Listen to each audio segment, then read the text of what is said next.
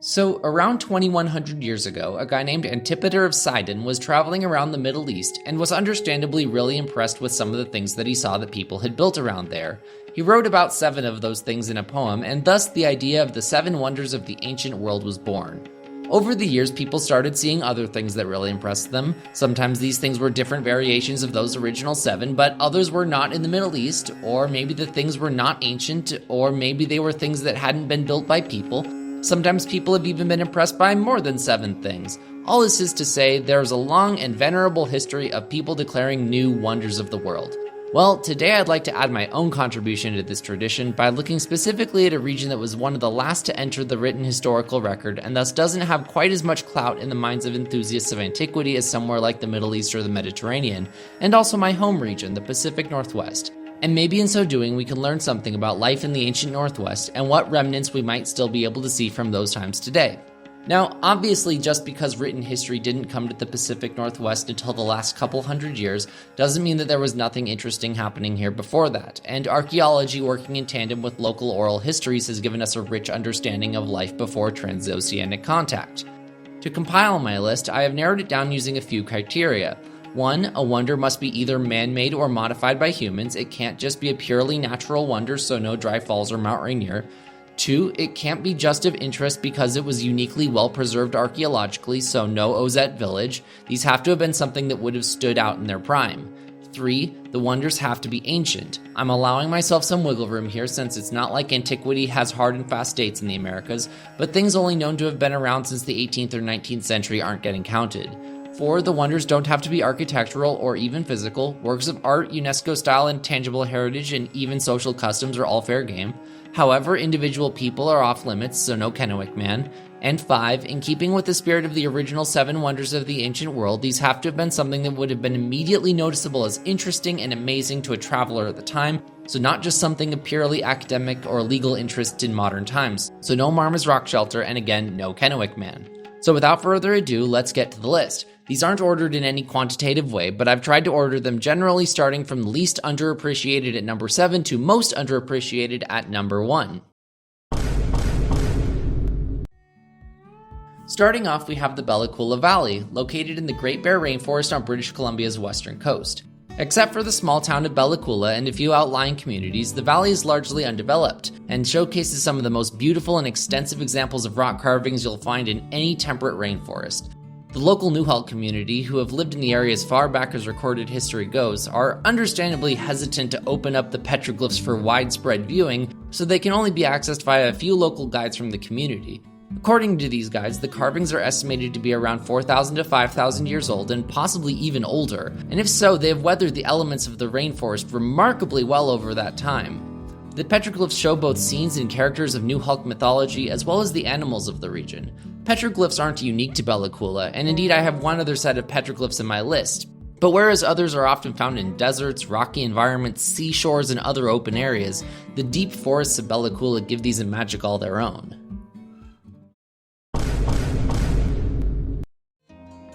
Next, we have the entry that will probably be the biggest stretch for most people as far as being compared to ancient monuments, so bear with me. Take a look around at anything that you have that's a woven textile, old or new, handmade or machine-made. Could be a t-shirt, a blanket, sweater, rug, anything. Look at it very closely, and at the most basic level, you will see something like a grid or maybe like a screen of pixels on a computer. Any curves are either printed on or eventually break down into individual woven notches. From this, you might reasonably conclude that having a woven perfect circle with no steps, notches, or straight lines along its edges might be impossible. Well, I'm here to tell you that it isn't.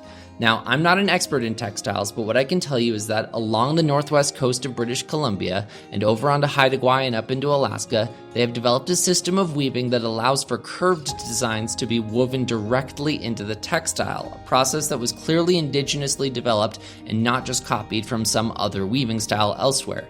We don't know when or where exactly this style was originally invented, thanks in large part to how rare it is for textiles to stay intact, especially in wet climates. But it was already being used by the time Russian explorers visited the area in the late 18th century. We also know a bit about how this technique has developed over time and who some of the key players were. The raven's tail weaving style originally developed among the Tsimshian people using mountain goat fur. Raven's tail, while still elaborate, is still more in line with what we might be used to seeing in woven patterns: squares, sharp corners, lights and darks with only a little bit of color here and there. Still, the process is complex, and it can take an expert as much as 6 months to weave an apron in the raven's tail style.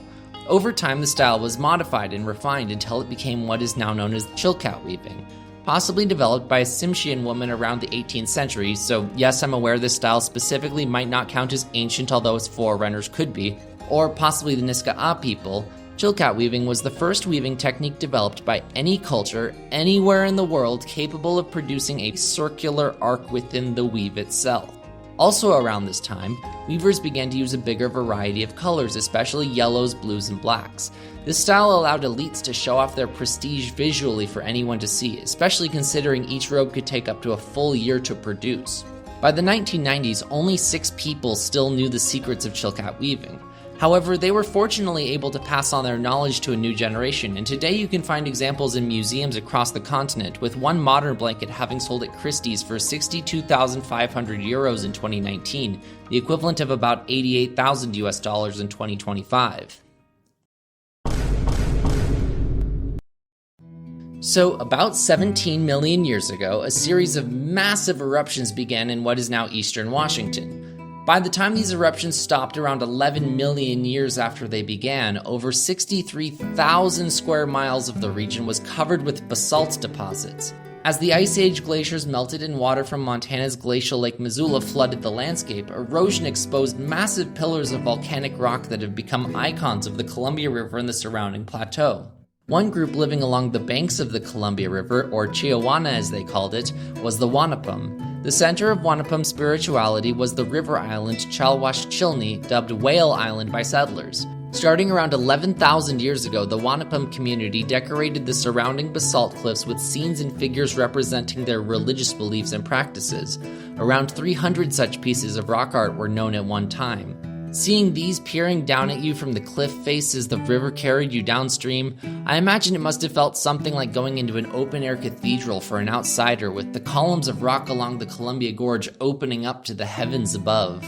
In 1961, the Priest Rapids Dam completed construction downriver, followed by the aptly named Wanapum Dam 2 years later, flooding essentially the entire Wanapum community and completely submerging Chalwash Chilni. The Wanapum tribal members today number about 60 and mostly live in the area of the Priest Rapids Dam. So what happened to their art? Out of the known petroglyphs, around 20% of them were removed and relocated ahead of time, sparing them the flooding but no longer able to be seen in full glory or in full context.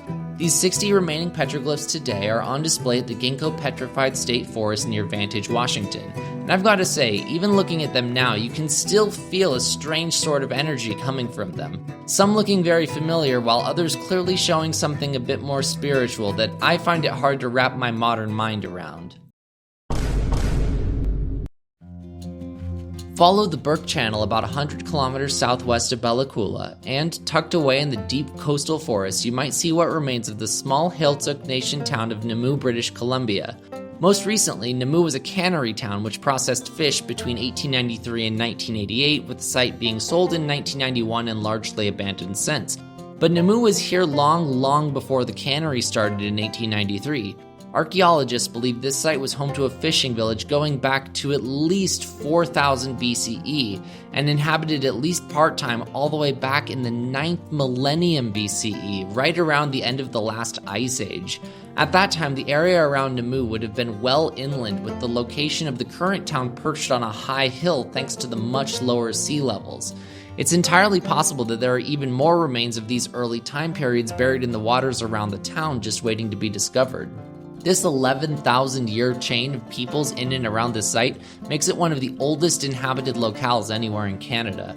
An analysis by Aubrey Cannon and Dongya Y. Yang of the DNA found in salmon remains at the time may push back the date of the initial permanent human presence at Namu to 5000 BCE, which would make this one community older than the entire Indo-European language family and thousands of years older than the pyramids of Giza. If someone had been intrepid enough or maybe foolhardy enough to sail up the coast from early Namu to the Bering Sea, they might have been able to catch a glimpse of the last woolly mammoth populations in North America before they died out. Put in other terms, Namu lasted as a community for roughly as long as both China and ancient Egypt's entire histories combined. Now, that's not to say that this was a culture on the same scale as all of China or ancient Egypt as a whole, not by a long shot. But an area with as harsh a climate as Canada's western coast that long ago, being able to sustain a population that did not use agriculture or any kind of metallurgy so consistently for close to 7,000 years, that's pretty special. And I have to bet that anyone nearby who came across Namu, or whatever it was known as back in those days, must have been very happy to see this place tucked between the glaciers and the rising seas, knowing they could get some refuge from the weather and a nice salmon meal there. Kiixin, or Kiixin, located on the west coast of Vancouver Island across Barkley Sound from Iqaluit, was the historic capital of the Huu-ay-aht First Nations up until the 1880s. The community was founded around 1000 BCE at a naturally defensible location at the mouth of the Sound. Given its strategic location and abundant resources in the area, Kiixin was not without conflict. Since record-keeping began in the area, Kiixin traded hands between the Huu-ay-aht and the Klalam people at least twice before being abandoned. While the remains in the area today mostly date from the later years of the village, it had a long history as one of the few pre-European locations in the Pacific Northwest that could have reasonably been labeled as a fortress for its myriad of defenses, both natural and man-made. And indeed, when the area was established as a National Historic Site in 1999, it was under the name Kiixin Village and Fortress. While popular culture often imagines pre-European warfare in the Americas to be skirmishes between nomadic groups encountering each other in large open fields, what Kiixin shows us is that there were likely some local parallels to sieges or even urban warfare in the Pacific Northwest, albeit on a much smaller scale than what would have been seen in more densely populated areas in other parts of the world. Due to the abundance of lumber and the ease with which it could be worked, many settled cities in the ancient Northwest have been completely lost to time since wood just doesn't preserve as well as stone.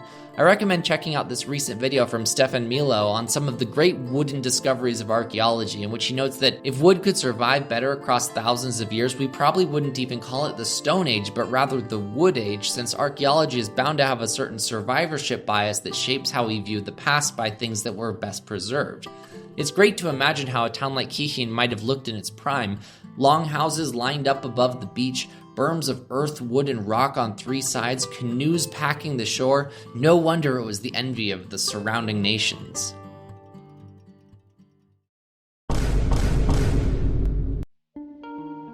This is probably one of the more depressing entries on this list as far as how long it survived and thrived before the modern world came a-calling. Starting 11,000 and possibly as much as 15,000 years ago, the community of Celilo, or Wyam as it is known to Nainu, was a major hub and crossroads for fishing and trade, earning it the nickname the Wall Street of the West. Located just upstream from the Dalles, Oregon, at a falls on the Columbia River, it was possibly the single oldest continually inhabited community anywhere in the Americas, and the goods traded there, including horses, robes, tobacco, beads, jewelry, and really anything that someone might want to trade, came from as far away as the Great Plains, Alaska, and the Southwest. But in keeping with the spirit of the list, this site can't just be of academic interest. It has to have been impressive to the eyes of a traveler at its peak. And fortunately, in this case, we have just such an account from none other than the Lewis and Clark expedition, who traveled through twice in October 1805 and April 1806. William Clark wrote in his journal, "This is the great mart of all this country," and estimated at the time that the population was around 7,400 to 10,400 people along the Columbia River's rapids between Celilo and the Cascade Rapids, where today the Bonneville Dam stands. According to Katrine Barber at Portland State University, pre-contact, Celilo may have had a year-round population of around 10,000, increasing to 13,000 depending on the season. If true, the community would nearly rival Cahokia as one of the largest pre-Columbian cities in the present United States.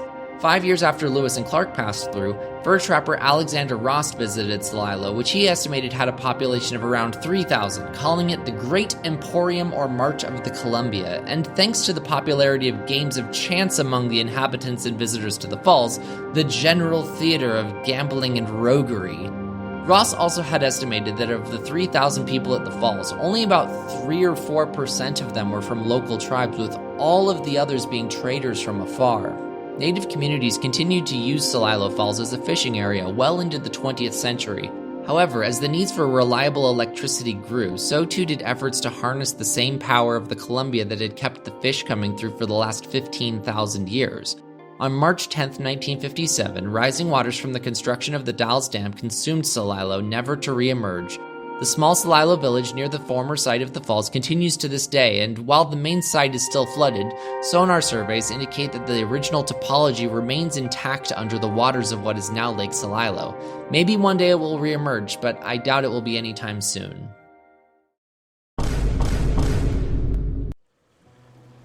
If you made it this far and thought, well, that's all well and good, but all of the original ancient wonders of the world were physically big and impressive works of architecture. Yes, that's usually true. I hope that what the other 6 centuries have shown is that cultural expression doesn't necessarily have to take the form of monumental architecture to count as a wonder. But if you're still not happy, then Keatley Creek will hopefully satisfy your jonesing for some archaeological eye candy, even if little of the original structures have survived. And it comes with a bit of a mystery of its own. Keatley Creek is located along the Fraser River in southwest British Columbia, on the traditional lands of the St'át'imc First Nation, around 25 kilometers upstream from Lillooet. Its location is intentionally not widely broadcasted, and you won't see any tour groups visiting in order to avoid looting or damage, but it is clearly visible on Google Earth, and that's because this site is big. Comprised of about 115 former houses and buildings, all that remains of the Keatley Creek site today are these crater-like impressions in the earth. The main site covers around 10 acres with satellite complexes up the hill and across the creek. Best estimates are that the site was first inhabited around the 5th millennium BCE, so about 7,000 years ago. But the settlement really took off around 400 BCE and remained a major settled community for a good 1,500 years before it was abandoned mysteriously sometime between the 11th and 13th century CE. More on that later. The houses here would have been pit houses, where a circular hole is dug, wooden walls are placed around the rim of the hole, and then a conic roof is added on the top. This type of construction was common in the Pacific Northwest, but what makes Keatley Creek notable is not just the number of houses in close proximity, but the size of these houses. The largest being up to 21 meters in diameter, 69 feet. Do your pi r squared and you're looking at houses with a floor area of around 350 square meters or 3,700 square feet. Solidly into McMansion territory there. And that's assuming they only had one level. That would have been a staggering piece of construction to walk into in that era, and it was needed when the population was around 1,000 to 1,500 in total, or averaging around 9 to 13 people per house. Simon Fraser University's Museum of Archaeology and Ethnology writes that one house, House Pit 7 specifically, had 45 or more people living in it at one time. 45! These mega houses were probably unsurprisingly multiple families living together, probably in some kind of hierarchical system with one house chief. Along the same lines, Jesse Morin, writing for the Archaeological Society of British Columbia's Midden Journal, assessed that those two satellite areas of the site, the one across the creek and the one up the hill, have sets of artifacts that suggest that they may have been more secluded, secretive areas for either elite members of the community or those with special spiritual status. Keatley Creek wasn't just a place where people lived in close proximity, but a place with a social hierarchy and likely rules that governed its inhabitants. It was a city with everything that came along with being a city, and it existed and thrived as a city for centuries upon centuries, undergoing who knows how many changes and conflicts and resolutions that may have been forever lost to time. And speaking of lost to time, what happened to Keatley Creek? Why don't people live there now after such a long run? Well, as I said, best estimates are that the site was abandoned around the 11th to the 13th century, well predating European exploration, settlement, or diseases in the area. What is known is that other nearby settlements were also depopulated around the same time. Some sort of climate-related disaster, a local epidemic, or warfare have all been suggested as possibilities, although there is no conclusive evidence. What is known is that the inhabitants were almost certainly the ancestors of the modern St'át'imc people. Their language is still spoken, some of their same stories are probably still told, and even if Keatley Creek is abandoned, the community is still alive. Now, I didn't go to school in British Columbia, so I can't vouch for how well known this site is there. But I will say it is unknown enough that I couldn't find a single artistic rendering of how it might have looked in the past, and there are very few other YouTube videos that cover it, although this might just be in part due to how restricted the site is to public access. Fortunately, no doubt thanks in large part to those conservation efforts, the site is extremely well studied and surveyed, possibly one of the most anywhere in Western Canada. Even so, I think it deserves a clear number 1 on this list for how little it is known to the public writ large versus how well it is known archaeologically, and just how unique of a site it is across the entire region. So, what's the point of this list? Am I a covert member of the British Columbia Tourist Board, or maybe trying to push some grand vision of my homeland's mythical past Ceausescu style? Well, I think this video, a lot like a lot of other videos on this channel, is about lost history and lost culture. In this case, not lost in the sense of hidden, misplaced, destroyed, ruined, or stolen, but lost in the sense of apathy. See, when you grow up in the Pacific Northwest, even if you had really, really good teachers, like I certainly think I did, history is usually something that happens somewhere else. The ancient world is the world of the Middle East, the Mediterranean, China, maybe India. It's not until some fur trappers and Lewis and Clark come along that history is actually about the places that we drive by every day. Historians and archaeologists know that the ancient world didn't just happen in a handful of places, and everywhere was the ancient world at some point. But sometimes we just consider that history too boring or not flashy enough to let it sit in the same part of our brains as the really cool stuff like World War II, Bronze Age collapse, or the slap. And so we file it away and it becomes lost history. Voluntarily lost history. History that we put in the attic and forget about, even if it's the story of our own homes, our own neighbors, the ground under our feet, the people who first came here and decided, this is where I'm going to make my life. Places where people loved and fought and died and invented and did things they regretted but told their friends about anyway. We rightfully get mad at ISIS for destroying Palmyra or at museums that hold looted artifacts. We mourn when Notre Dame's spire collapses. We have subreddits dedicated to finding nostalgic pieces of lost media from our childhoods. So take a moment to appreciate that you probably have things in your backyard wherever you live, or maybe a few hours drive away, that have not been lost, that we do still have, that have survived the trials of history. Sometimes, sure, they aren't what they used to be and they show their age. Sometimes they're under hundreds of feet of water. Maybe some of them have even yet to be made, but they're there, and they have stories to tell if you take a second to listen to them. So let me know in the comments, what are the 7 ancient wonders where you live? And if you're also from the Pacific Northwest, what would you add or take off of my list? I want to take a moment to thank everyone for hitting 100 subscribers. I know I don't upload as often as some other YouTubers, so apologies for taking a while, and thanks for taking a chance on a relatively new channel. I hope that the shorts that I put out have been able to bridge the gap a bit. I'm currently working on a video on early exploration of the Northwest coast, so stay tuned for that. Stay safe out there, and thanks as always for watching.